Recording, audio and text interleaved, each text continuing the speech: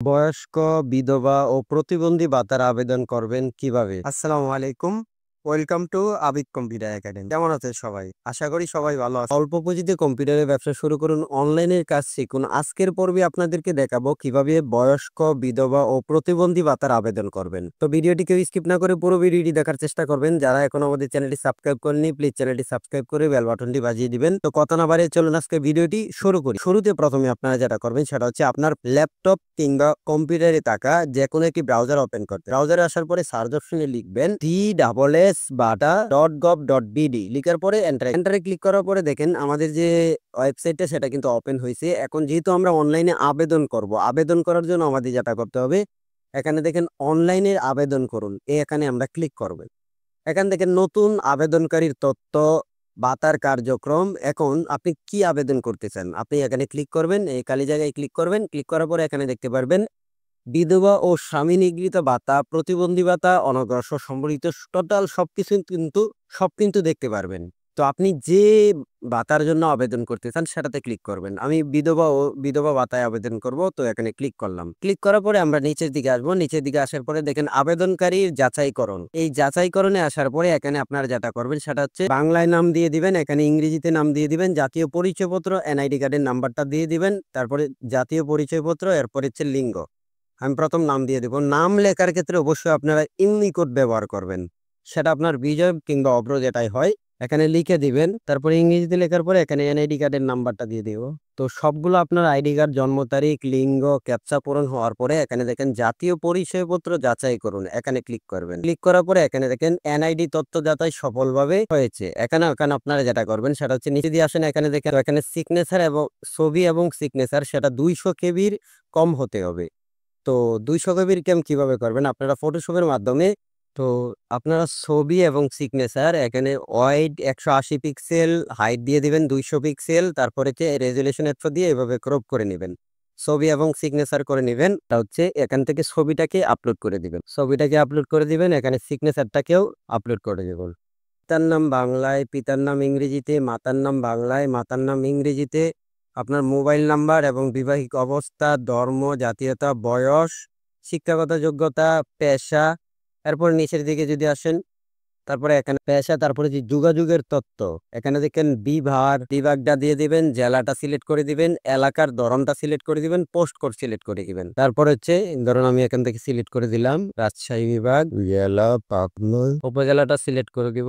তারপর হচ্ছে location, union, এখান থেকে ইউনিয়নটা সিলেক্ট করে দিব। তারপরে নিচের দিকে আসার পরে এখানে আমরা ওয়ার্ড নাম্বারটা সিলেক্ট করে দেব, তারপরে পোস্ট কোডটা সিলেক্ট করে দিব। পোস্ট কোড সিলেক্ট করার পরে এখানে দেখেন গ্রাম, বাড়ি, রোড, ব্লক, সেকশন, এখানে আপনারা গ্রামের নামটা লিখে দিবেন। গ্রামের নামটা সিলেক্ট করে দেওয়ার পরে আপনারা বর্তমান ঠিকানা এবং স্থায়ী ঠিকানা যদি হয়ে থাকে তাহলে খালি আপনারা টিক মার্ক দিয়ে দিবেন। টিক মার্ক দিয়ে আপনার নিচের দিকে আসবেন। এখন এখানে দেখেন বিধবা স্বামী গৃহীত ভাতা অনুযায়ী বিস্তারিত, এখান থেকে স্বাস্থ্যগত কর্মকর্তা সংক্রান্ত, এখান থেকে আপনার যেটা করবেন এখানে টিকে দিবেন সক্ষম, অক্ষম কিংবা প্রতিবন্ধী, আংশিক, কর্মক্ষম এরকম যদি হয় তাহলে এই আংশিকও দিয়ে দিতে পারবেন, বা কর্মক্ষম এরকম দিয়ে দিতে পারেন, প্রতিবন্ধী দিয়ে দিতে পারেন। আংশিক দিয়ে দিলাম। আংশিক দিয়ে দেওয়ার পর এখানে সরকারি বেসরকারি সুবিধার বিবরণ, এখানে বয়স্ক ভাতা, আমরা যেহেতু বিধবা ভাতা করতেছি বিধবা ভাতা সিলেক্ট করে দিলাম। তারপর বাসস্থান, এখানে হচ্ছে নিজস্ব ভাড়া বা এখান থেকে নিজস্ব সিলেক্ট করে দিলাম। ভূমির মালিকানা, এখান থেকে আমরা সিলেক্ট করে দিলাম 0.5 একরের নিচে, একবারে কম যেটা সেটা দিবেন। তারপর বার্ষিক আয়, এখান থেকে সর্বনিম্ন একটা সিলেক্ট করে দিবেন। আমি 36,000 টাকা দিয়ে দিলাম। গত 1 বছরে এতানাই কোনো সদস্য সামাজিক নিরাপত্তা বেষ্টনী কর্মসূচির আওতায় কোনো সহায়তা পেয়েছেন কিনা, যদি পেয়ে থাকেন, মানে যদি সাহায্য সহায়তা পেয়ে থাকেন তাইলে হা দিবেন, না পাইলে না দিবেন। তারপর নিচের দিকে আসবেন। আসার পরে এখানে দেখেন আপনার যে টাকাটা বয়স্ক ভাতা, বিধবা ভাতার যে টাকাটা দিবে সেই টাকাটা আপনারা মানে কিসে নিতে চান, ব্যাংক অ্যাকাউন্টে নাকি SMS এ, মোবাইলের মাধ্যমে। আপনারা যদি বিকাশ নগদে দিতে চান তাহলে আপনারা এখানে ক্লিক করবেন, মোবাইল ফ্রিল্যান্সিং সার্ভিস, এখানে ক্লিক করবেন। আর যদি আপনারা ব্যাংকে নিতে চান তাহলে এখানে ব্যাংক নাম্বারটা দিয়ে দিবেন। এখানে মালিকানার ধরন দিয়ে দিবেন নিজ। পরে হচ্ছে যদি নিজের কাস্টমারকে আপনি জিজ্ঞাসা করবেন, তার যদি নিজের বিকাশ, রকেট, নগদ যদি থাকে তাহলে নিজ দিয়ে দিবেন, আর যদি না থাকে তাহলে দেওয়ার দরকার নেই।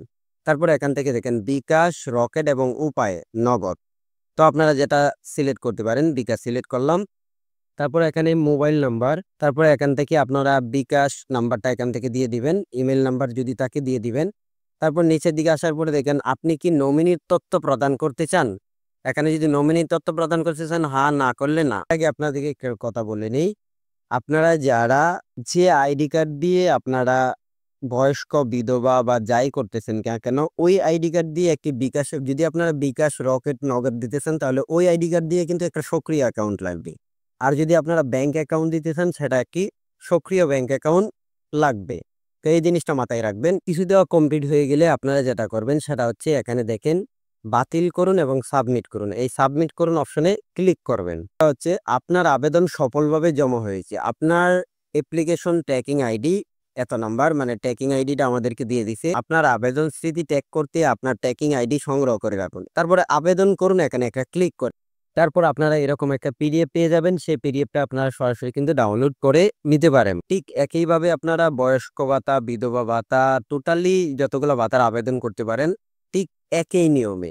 তো আশা করি বুঝতে পারছেন। যদি কেউ বুঝে না থাকেন তাহলে কমেন্ট বক্সে কমেন্ট করতে পারেন। এরকম আরো ইন্টারেস্টিং ভিডিও পেতে যারা এখনো আমাদের চ্যানেলটি সাবস্ক্রাইব করেনি, প্লিজ চ্যানেলটি সাবস্ক্রাইব করে বেল বাটনটি বাজিয়ে দিবেন। তো আজকের মতন বিদায় নিচ্ছি, এখানেই দেখা হচ্ছে পরবর্তী কোনো টিউটোরিয়ালে। সবাই ভালো থাকবেন, সুস্থ থাকবেন। আসসালামু আলাইকুম ওয়া রাহমাতুল্লাহি ওয়া বারাকাতুহু।